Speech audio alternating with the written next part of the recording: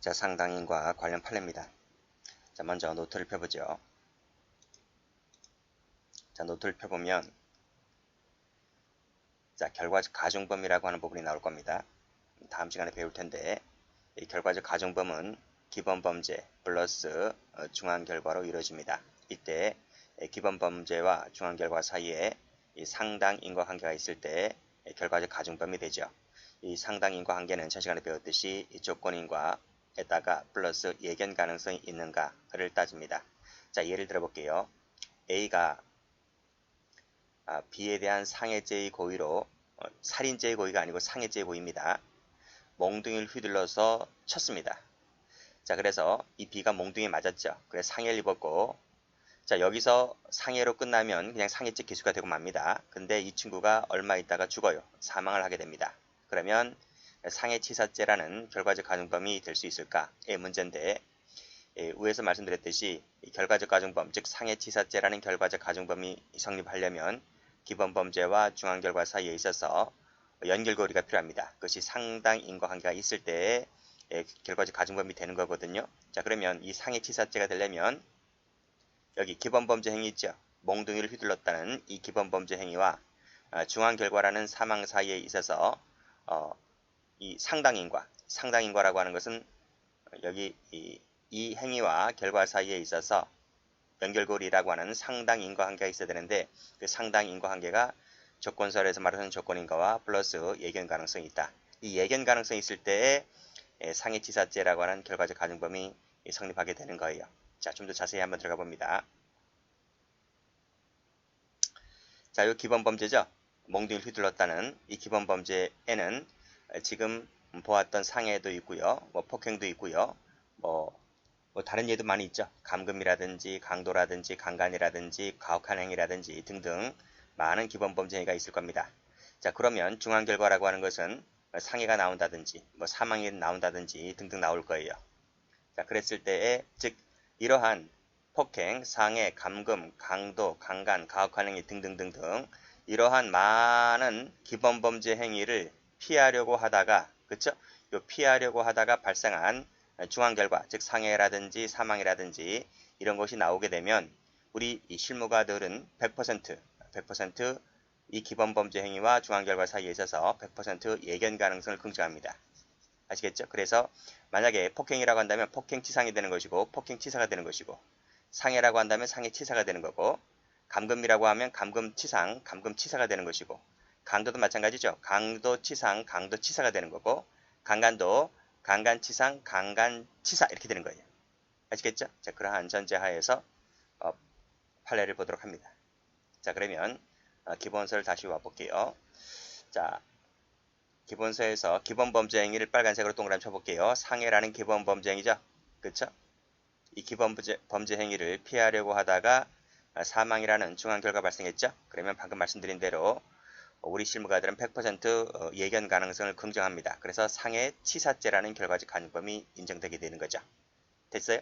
자, 이 두 줄짜리는 무수히 많이 출제가 됐던 것인데 요즘에는 이 사실관계도 출제가 됩니다. 사실관계를 보도록 합니다.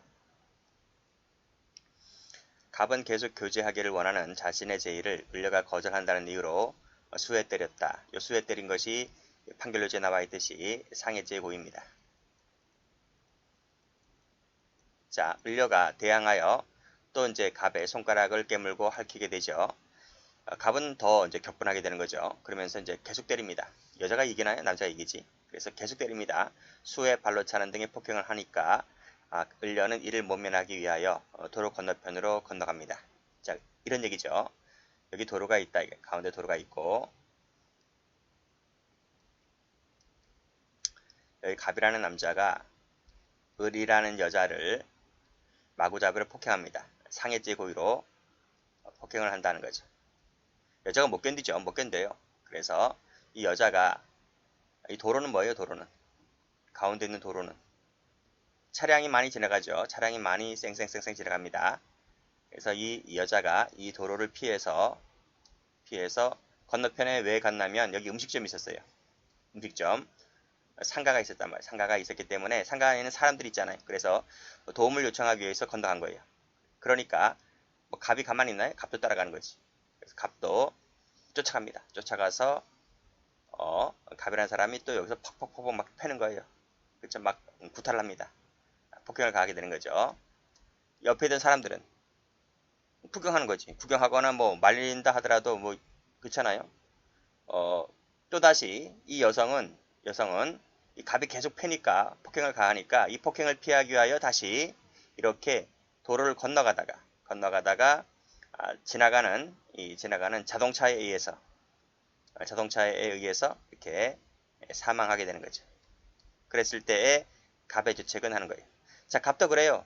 내가 때린 거 맞다. 여기서 때렸고 때린 거 맞는데 내가 안 죽였다. 죽인 것은 저 차가 죽인 것이지. 나는 안 죽였다. 나는 그래서 상해죄의 고의만 인정될 뿐이지 나는 사망에 대한 책임을 지지 않는다. 이렇게 봤는데 팔라가 뭐라 그래요? 아니다.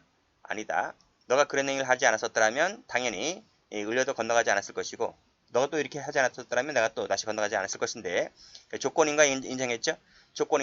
인가를 인정했고 이것이 도로였기 때문에 사람이 자칫하다가 건너가게 되면 사람이 차량에 치일 수 있다는 점에 대해서 능히 예견이 가능하기 때문에 그래서 너는 결과 책임을 져야 한다 라고 하는 것이 판결 요지입니다. 자, 그래서 계속 읽어볼게요. 견디지 못한 을려가 계속되는 갑의 폭행을 피하려고 하다가 차량에 치여 사망했을 때 차량에 치하여 사망한다는 부분에 대해서 예견이 가능하다라고 하는 것이 판례입니다. 자, 그렇게 정리해 두시면 될 것 같고, 자, 그 다음은 더 중요한 판례입니다. 자, 콜라 김밥 사건입니다. 자, 이 부분은 사실관계부터 먼저 읽어볼게요. 조폭갑은 원한 관계가 있는 을의 머리와 몸을 마구 때리고 낫으로 팔다리 등을 다치는 대로 내리찍었다. 요 닥치는 대로 내리찍었다라고 했을 때 무슨 고의일 것 같나요? 이 조폭이잖아, 그렇죠? 그랬을 때 이건 살인죄의 고의구나 이렇게 판단하죠. 자, 을은 어떻게 살아납니다. 자, 수십 방 찔렀는데 수십 방 낫으로 막 찍힘을 당했는데 을은 어떻게 죽지 않고 어떻게 살아난다고요. 그래서 병원에 입원했습니다. 병원에 입원했고 이 자상이 뭐지? 자상.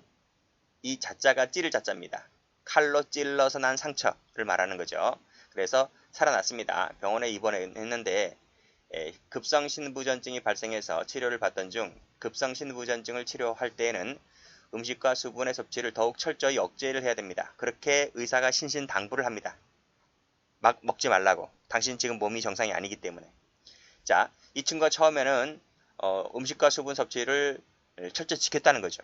지켰는데 계속 병원에서 나오는 그 밥이라든지 이런 음식 갖고는 뭐 그렇잖아. 처음에 한두 끼는 먹어도 자꾸 먹으면 신물 나잖아, 그렇죠?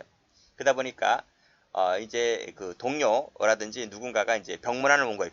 병문안을 왔는데 이 동료들은 이런 내부 사정을 잘 모르잖아요. 그래서 콜라와 김밥을 사왔는데 이 조폭갑이 이런 것을 지켜야 함에도 불구하고 그 순간은 뭐 지금까지 뭐 대충 먹어도 뭐 괜찮았는데 라고 하면서 콜라와 김밥을 함부로 먹었어요. 콜라와 김밥 함부로 먹은 탓에 이게 사고 난 겁니다. 그래서 수분 저류가 발생해서 합병증이 발생해서 결국은 죽게 됩니다. 이때 요 나주로 팔다리 등을 마구 내리 찍은 여기서는 제가 아까 설명 잘못했네요. 요 이제 조폭이 아니고 요 을이네. 을이 이제 병원에 입원을 했고 이제 을의 이제 뭐 동료라든지 뭐 친인척들이 콜라 김밥을 사왔겠죠. 그래서 그 콜라 김밥을 함부로 먹은 탓에 이제 합병증이 발생하여 사망했다라고 했을 때 이 조폭갑의 죄책은 뭘까요? 하는 거예요. 조폭갑은 살인 미수가 되겠습니까? 살인 기수가 되겠습니까? 왜요? 닥치는 대로 내리찍었기 때문에 일단 안 죽었잖아요. 그쵸? 그리고 나서 한두 달 있다가 병원에서 입원하고 있던 도중에 콜라 김밥 먹고 죽었다. 그건 네 잘못 때문에 죽은 것이 내가 죽인 건 아니잖아요. 라고 했을 때 판례는 살인죄 미수를 인정했겠습니까? 살인죄 기수를 인정했겠습니까? 판례는 살인죄 기수를 인정했습니다. 자, 판결 유지 볼게요. 자, 살인 실행 행위가 사망이라는 결과를 발생하게 하는 유일한 원인이 될 필요가 없다는 거죠. 자, 이 부분 잘 나옵니다. 유일한 원인 밑줄 그으시고 X. 직접적 원인 밑줄 그으시고 X. 이게 무슨 뜻인가 하면 지금 나주로 팔다리 등을 마구 내리 찍었잖아요. 이 마구 내리찍었을 것을 유일한 원인으로 하여 죽을 필요는 없다는 거죠. 또 이것을 직접적으로 원인으로 하여 바로 죽을 필요는 없다는 거죠. 그렇지 않다 하더라도 살인죄가 될 수는 있는 것이다. 이 사건처럼. 따라서 살인 실행 행위와 피해자의 사망과의 사이에 있어서 다른 사실이 게재되었다. 빨간색으로 다른 사실 동그라미. 이 다른 사실이 뭘까요? 그게 바로 콜라 김밥입니다. 동그라미 치시고. 자, 이렇게 화살표를 해두시면 됩니다. 이 콜라와 김밥이라고 하는 비유형적인 관계죠. 이 다른 사실이 게재되었고 그 사실이 뭔가요? 콜라 김밥이죠. 이 콜라 김밥이 사망이라는 직접적인 원인이 되었다 하더라도 그와 같은 사실, 이 그와 같은 할 때 이 그자 뭡니까? 그래서 이 앞에 그자와 그 다음에 나오는 그자는 달라요. 앞에 나오는 그자는 이 콜라 김밥을 말하는 거고요. 콜라 김밥이라는 것 때문에 치사의 직접적인 원인이 되었다선 치더라도 그와 같은 사실, 이 그가 뭔데요? 이 사망이죠. 이 사망이라는 사실이 통상 예견이 가능하다면 통상 예견, 그쵸? 여기 보세요. 나주로 팔다리 등을 닥치는 대로 내리찍었다라고 할 때 살인죄 고의가 있는 거잖아요. 이렇게 닥치는 대로 내리찍으면 당연히 사망할 수도 있다는 점에 대해서 예견이 가능한 거예요. 그쵸? 그 즉시 죽어도 당연히 살인죄 기소가 되는 거고, 하루 이틀 살다가 죽어도 살인죄 기소가 되는 거고, 한 달 있다 죽어도 살인죄 기소가 되는 것이고. 왜? 팔다리 등으로 닥치는 대로 나주로 팔다리 등을 닥치는 대로 내리찍었을 때에 그 즉시 죽든 일주일 있다 죽든 한 달 있다 죽든 이 닥치는 대로 내리찍었다는 것이 직접적 원인이 된 거잖아요. 당장 안 죽어도 이것이 가장 중요한 역할을 했기 때문에 판례는 인과관계가 단절되지는 않는다. 콜라 김밥 때문에 먹고 죽었다 할지라도. 그렇잖아요. 아니 한두 달 하루 이틀 살다 죽어도 중간에 밥은 먹잖아. 물도 먹고. 그렇잖아요. 밥 먹고 물 먹었다. 콜라 김밥 먹다. 아니면 햄버거 먹었다. 라 하더라도 그것이 인과관계를 단절시키진 않잖아요. 그렇죠? 그래서 우리 판례는 이 사망이라는 것이 통상 예견이 가능하다면 언제? 행위 당시에 예견이 가능하다면 살인행위와 사망과의 사이에 있어서 인과관계는 단절되지 않는다. 그래서 인과관계가 있다라고 봤습니다. 여기서요. 이렇게 이제 필기하셨잖아요. 이 콜라 김밥이라고 하는 부분에 대해서 필기 한번 해봅니다. 이것은 피해자의 과실이 개입되어 있는 거죠. 그쵸? 분명 의사는 뭐라 그랬어요?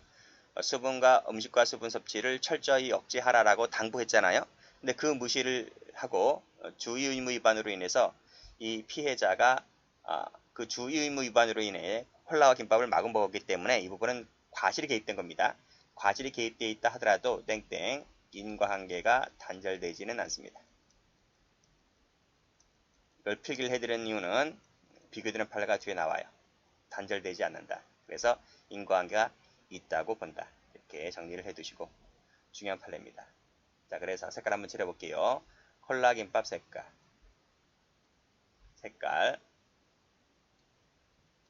다른 사실 게재 색깔 됐습니다. 그리고 첫 번째 거 잘 나와요. 유일한 원인이거나 직접적인 원인이어야 한다 하면 틀려요. 그것이 아니라 콜라 김밥 먹어 죽어도 인과관계가 단절되지 않기 때문에 살인죄를 인정했다. 이렇게 정리해 두시면 됩니다. 자, 하나 더 봅니다. 이것도 한번 보죠. 자, A병원 의사 갑은 제왕절개 수술 과정에서 분만 후 1시간 경과 시 예견되는 환자의 대량 출혈 증상을 조기에 발견하지 못했다. 수혈과 B병원으로의 전원 지체를 하였다. 누가 했어요? A병원 의사 갑이 전원 지체를 한 거예요. 도착은 했지만 A병원 의사로부터 충분한 설명을 듣지 못했다는 거죠. 그래서 B병원 의사가 긴급성 판단을 그르쳤죠. 그렇죠? 그르쳤기 때문에 수혈을 긴급하게 못한 거예요. 그래서 여기서도 이 수혈을 늦게 해서 했는데 환자는 결국 사망하고 맙니다. 그랬을 때에 B병원 의사가 아니라 A병원이야. A병원 의사 이 갑의 주책은 뭘까요? 하는 거죠. 그림을 한번 그려볼까요? 자, 여기 A병원이 있습니다.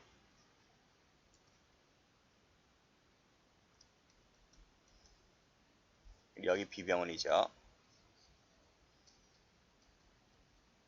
A병원은 조그만 동네 병원이고요. B병원은 좀 큰 병원이겠죠. 자,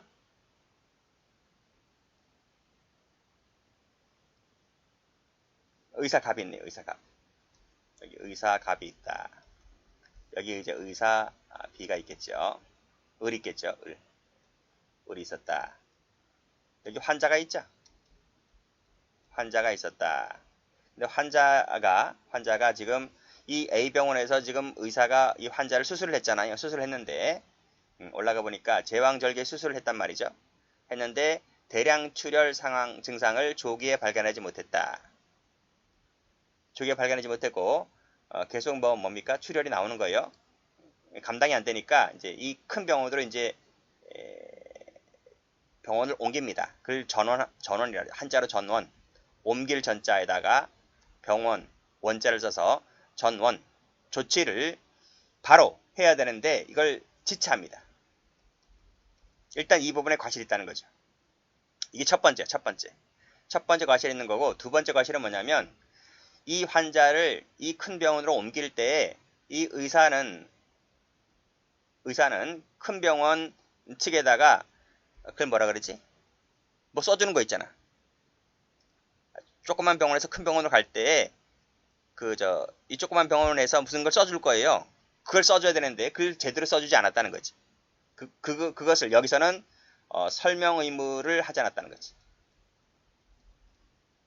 그쵸? 자, 여기 보시면 A병원 의사로 갑으로부터 충분한 설명을 받지 못했다는 말은 뭐 전화해 주는 것도 아닙니다. 뭐 전화해 주나요?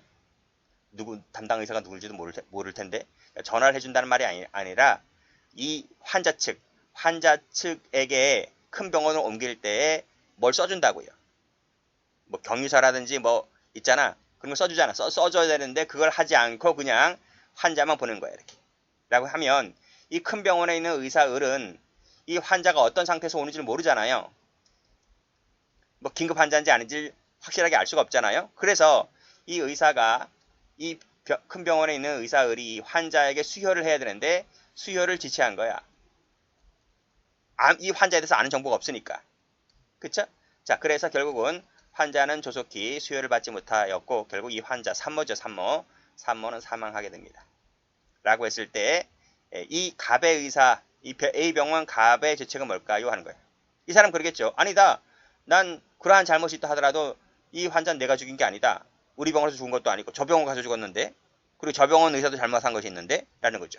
자기는 오리발 내미는 겁니다. 라고 했을 때 판례는 뭐라 할 것이냐 거죠. 판례는 뭐라 그랬습니까? 자, 꺽쇠 1번. 피고인은 현재 의사 갑을 말합니다. 제왕절개 수술 중에 태반 조기 박리를 발견하고도 밑에 출혈 여부 관찰을 지시하였다가 수술을 한 후에 45분이 지나서 대량 출혈을 확인하였고 감당이 안 되다 보니까 전원 조치를 하였다. 전원 조치를 하였다.